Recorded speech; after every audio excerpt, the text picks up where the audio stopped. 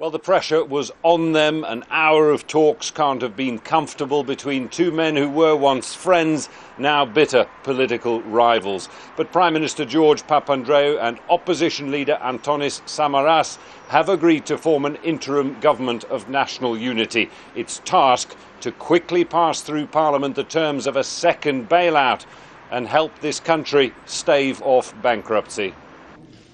Face to face in front of the President in a meeting to decide Greece's future.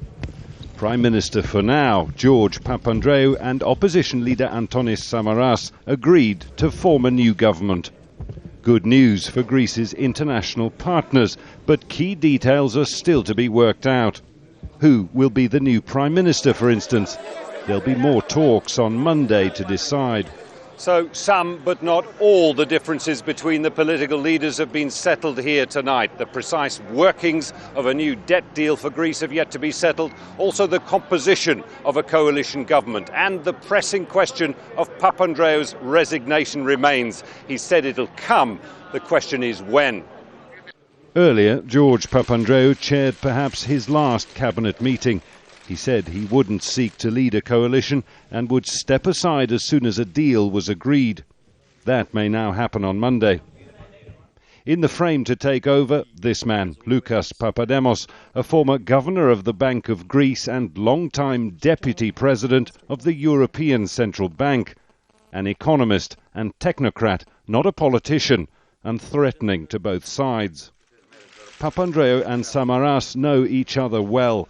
They were friends once and college roommates in the United States. Now they're political adversaries who disagree on a lot. But they know Greece must pass the new bailout deal swiftly through Parliament, ensuring the country's immediate financial survival and continued membership of the Eurozone. To that end, they've agreed, finally, to put politics to one side. Until a general election, that is, in a few months' time. So it's not a complete deal. There are details still to be worked out, notably who will lead this government of national unity and when will Papandreou resign. But they had to come up with something for the finance minister to take with him to Brussels to a meeting of his Eurozone colleagues on Monday, and so they have done.